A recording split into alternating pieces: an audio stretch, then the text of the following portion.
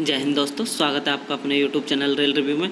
दोस्तों आज हम CMA chemical and metrology assistant की जो वैकेंसी है CEN 3/2024 के तहत जो आई है उसकी वर्क प्रोफाइल, ट्रेनिंग और उसके जितने भी आपके जो भी डाउट हैं उन सब के बारे में डिस्कस करेंगे कि आपके CMA से रिलेटेड क्या क्या डाउट है। क्योंकि ये जो पोस्ट है, एक तो ये ऑल ओवर इंडिया में इसका जो कैडर है वो बहुत कम है, लगभग 2000 के आसपास इसका ऑल ओवर स्टाफ होगा पूरे ऑल ओवर इंडिया में। तो इसकी जो जॉब प्रोफाइल है वो बहुत ज़्यादा किसी को पता नहीं है, तो इसके बारे में भी हम देखेंगे। इसकी वर्क प्लेस कैसा है, इसका वर्क का नेचर कैसा है, इन सब चीज़ों के बारे में डिस्कस करेंगे। तो चलिए आइए वीडियो शुरू करते हैं। सबसे पहले हम इसके जो वर्क प्रोफाइल है उसमें वर्किंग प्लेस की बात करते हैं कि इसकी जो पोस्टिंग है वो मैक्सिमम कहाँ पर मिलेगी। तो इसकी पोस्टिंग आपको workshop, diesel shed, loco shed, headquarter में भी आपकी पोस्टिंग हो सकती है, जिसमें हेडक्वार्टर में लगभग एक पोस्ट रहती है तो वो भी आपको मिल सकती है। उसके बाद प्रोडक्शन यूनिट, जहाँ पे ये रेल कोच वगैरह बनते हैं वहाँ पर व्हील वगैरह बनते हैं वहाँ पे। उसके बाद रेल कोच फैक्ट्री, यहाँ पे भी आपकी पोस्टिंग हो सकती है। तो इसमें जो सबसे बेहतर वर्क प्लेस है उसकी बात करें तो इसमें जो सबसे बेहतर की बात करें तो एक तो वर्कशॉप और एक प्रोडक्शन यूनिट, जो ये दो है ये सबसे बेहतर वर्क प्लेस है। देखेंगे हम ये किस मैटर में सबसे बेहतर है, इन सब चीज़ों के बारे में हम आगे इसी वीडियो में डिस्कस करेंगे। लेकिन सबसे बेहतर जो वर्क प्लेस है वो वर्कशॉप और प्रोडक्शन यूनिट है। उसके बाद अगर आप प्रेशर झेल सकते हो तो उसके बाद हेडक्वार्टर है। उसके बाद आपका डीजल शेड, लोको शेड या रेल कोच फैक्ट्री जो भी है। लेकिन जो बेहतर वर्क प्लेस है वो वर्कशॉप और प्रोडक्शन यूनिट है, उसके बाद हेडक्वार्टर है। तो ये हमारे वर्क प्लेस की वर्क की बात करें तो आपका वर्क टेस्टिंग का रहेगा। जितनी भी आपको टेस्टिंग करनी रहेगी, चाहे वर्कशॉप में हो, डीजल शेड, लोको शेड या प्रोडक्शन यूनिट, सब जगह आपको टेस्टिंग करनी रहेगी। सिर्फ जो हेडक्वार्टर है वहाँ पर आपको जो है फाइल मेंटेनिंग का काम रहेगा, बाकी सब जगह आपको टेस्टिंग का काम करना पड़ेगा। टेस्टिंग में जैसे आपकी व्हील टेस्टिंग है, व्हील एक्सल है, उसकी टेस्टिंग करनी, यानी यूटी टेस्टिंग, अल्ट्रासोनिक टेस्टिंग करनी रहती है एक्सल की। उसके बाद रोलर बेयरिंग की जायगोलो टेस्टिंग करनी रहती है, सीपी पिन की टेस्टिंग करनी रहती है। उसके बाद आपको हुक की टेस्टिंग करनी रहती है, ग्रीस की भी टेस्टिंग करनी रहती है। ग्रीस किस क्वालिटी का क्या है, डेंसिटी यानी आपको घनत्व भी निकालना पड़ेगा, तो घनत्व निकालने के लिए मशीनें रहेंगी आपके पास। केमिकल टेस्टिंग भी रहेगी, आप यानी केमिकल की जो डेंसिटी है क्या है, किस क्वालिटी का। उसके बाद पेंट रहेगा, आपको जो कलर है उसकी क्वालिटी भी चेक करने का काम रहेगा। तो जितनी भी आपकी टेस्टिंग रहेगी उन सब का टेस्टिंग का काम रहेगा। एंकर लिंक की भी टेस्टिंग रहेगी, तो उसकी जो टेस्टिंग का एक मैंने शॉर्ट वीडियो है वो डाल दिया है, तो उसको आप देख सकते हो। सीपी पिन की जो टेस्टिंग होती है उसे आरडीपीटी टेस्टिंग बोलते हैं। एंकर लिंक की जो टेस्टिंग होती है उसे एमपीटी बोलते हैं। रोलर बेयरिंग की उसे जायगोलो बोलते हैं। तो इस तरह की जो जितनी भी तमाम है जो भी टेस्टिंग रहेगी वो आपको करनी रहेगी। आपका मतलब सुपरविजन रहेगा, आपके साथ हेल्पर रहेगा हेल्प करने के लिए। तो मेनली इसमें जो भी काम है टेस्टिंग करेगा। कुछ भी टेस्टिंग हो, आपके बिना टेस्टिंग नहीं होगी। तो मतलब इसमें जो भी मेन काम है वो रहेगा टेस्टिंग। इसके बाद इस जॉब में जो प्रेशर है वो देख लेते हैं। इसमें किसी भी प्रकार का कोई प्रेशर नहीं रहेगा। जो भी आपने जो टेस्ट किया है बस उसकी रिपोर्ट सबमिट कीजिए, बात ख़त्म। इसमें रेलवे की अगर प्रेशर की बात करें इस जॉब की, तो 4200 ग्रेड पे में अगर कम से कम कोई प्रेशर है ना तो वो इसी जॉब में है। इससे कम किसी में भी आपको प्रेशर नहीं मिलेगा अगर 4200 ग्रेड पे की बात करें प्रेशर में। तो उसके बाद इसका जो जॉब नेचर है वो आप सुपरवाइज़र रहोगे, आपके साथ 3-4 हेल्पर जो भी रहेंगे काम करने के लिए, आप उनका सुपरविज़न करना है, ये रहेगा। उसके बाद इसमें जो नाइट ड्यूटी है, मैक्सिमम नाइट ड्यूटी नहीं लगती। अगर कभी महीने में या साल में 1-2 बार आपको बुला ले उसका आपको नाइट ड्यूटी अलाउंस अलग से मिलेगा, लेकिन जनरली नहीं लगती है। वर्कशॉप में तो ख़ास तौर पे नहीं लगेगी, हेडक्वार्टर में भी नहीं लगेगी। उसके बाद इसका जो ड्यूटी टाइमिंग है वो आप सुबह 9 बजे आइए, शाम को 5 बजे। अब मैं आपको वर्कशॉप का अगर बताऊं टाइमिंग, तो आप सुबह 9 बजे आओगे, उसके बाद आपको 10 बजे से 10:30 बजे तक आपका टी ब्रेक हो जाएगा, 12 से 1 बजे तक उसके बाद लंच हो जाएगा, फिर 3 से 3:30 बजे तक फिर आपका टी ब्रेक हो जाएगा, उसके बाद 4:30 बजे आपकी छुट्टी हो जाएगी। तो ये इसका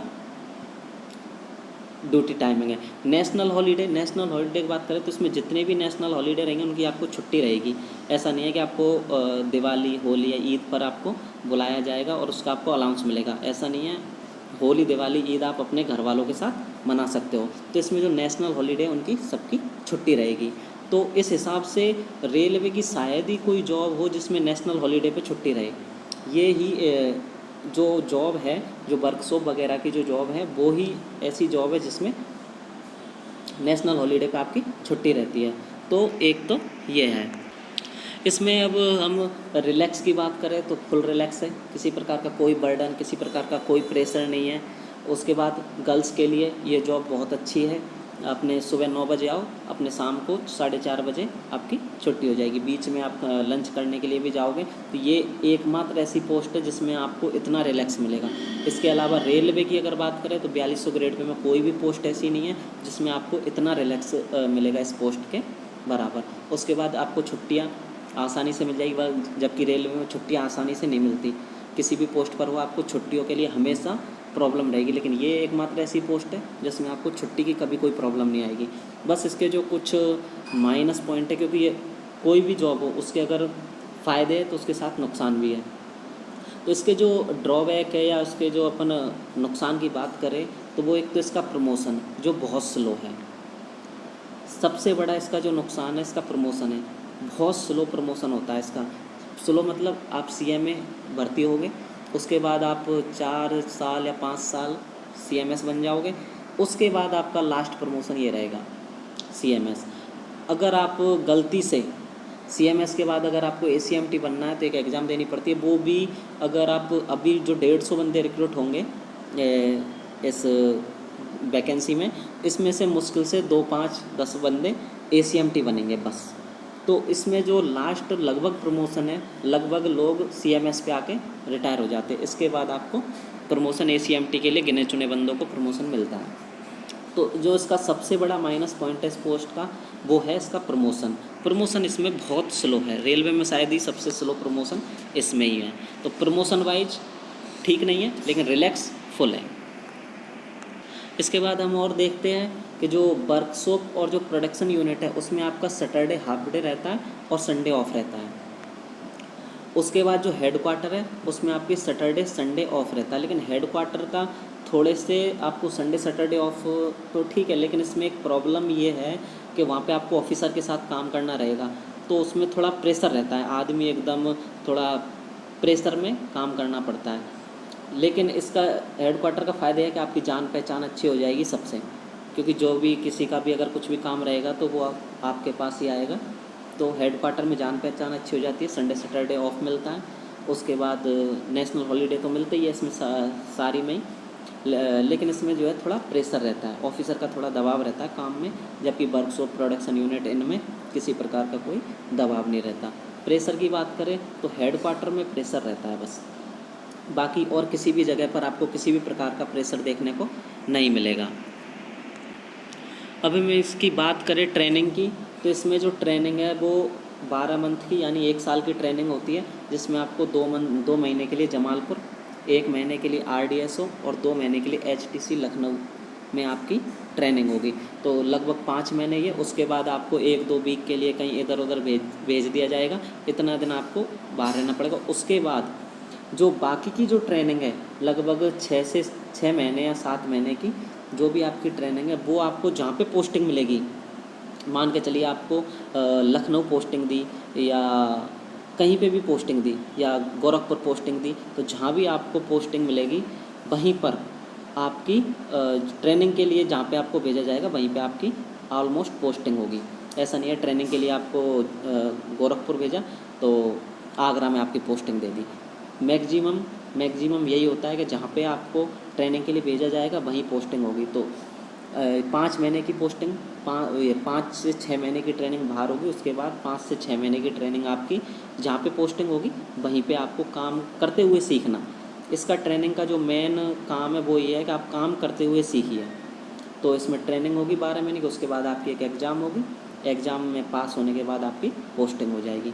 ट्रेनिंग में जो सैलरी मिलती है इसमें वो है बेसिक, यानी अभी जो इसका लेवल 6 की पोस्ट है तो बेसिक है 35,400, वर्तमान में DA चल रहा है 50%, तो 35,400 का 50% इसमें ऐड करोगे तो लगभग 53-54 हज़ार आपकी सैलरी रहेगी। तो ट्रेनिंग में सारी ट्रेनिंग यही सैलरी रहेगी। ट्रेनिंग के बाद आपको इसमें HRA TA और ऐड होगा। उसके बाद आपको 1-2 दिन के लिए अगर मंथ में कभी बाहर काम करने जाना पड़ा तो आपको 1000 रुपये पर डे के हिसाब से उसके अलग मिलते हैं। तो ये सैलरी की बात हुई, सैलरी लगभग ठीक ठाक है, ऐसा कुछ नहीं है कि सैलरी ख़राब है। और उसमें रेलवे की पोस्ट तो काफ़ी सारी और अदर फैसिलिटी भी मिलती है। और 4200 ग्रेड पे में अगर मैं सुकून की बात करूँ तो इस पोस्ट से ज़्यादा सुकून आपको शायद ही रेलवे की किसी भी पोस्ट में मिलेगा, क्योंकि रेलवे का काम है एक तो 24 आवर का काम रहता है, 7 into 24 आवर। लेकिन ये जो पोस्ट है इसमें आपको ऐसा कोई भी इतना वर्क प्रेशर नहीं रहता, अपना आराम से काम करिए। तो ये पोस्ट इस हिसाब से 4200 ग्रेड पे के हिसाब से बहुत अच्छी है, प्रेशर कुछ भी नहीं है। तो आप इसमें आराम से फॉर्म भरिए, एग्ज़ाम दीजिए, और इसमें जॉब लगना भी बहुत टफ़ नहीं है, बहुत आसान है। आप आसानी से थोड़ी तैयारी करोगे तो आप आराम से सेलेक्ट हो जाओगे। तो आपको CMA से जितनी भी जानकारी थी, CMA से रिलेटेड, वो सारी जानकारी मैंने आपको इस वीडियो में दी। इसके अलावा भी आपकी कोई भी क्वेरी हो तो आप हमें कमेंट सेक्शन में लिख सकते हो। हम आपके जो भी कमेंट है उसका जवाब देने की कोशिश करेंगे। और अपने दोस्तों के साथ इस वीडियो को शेयर करिए। धन्यवाद दोस्तों।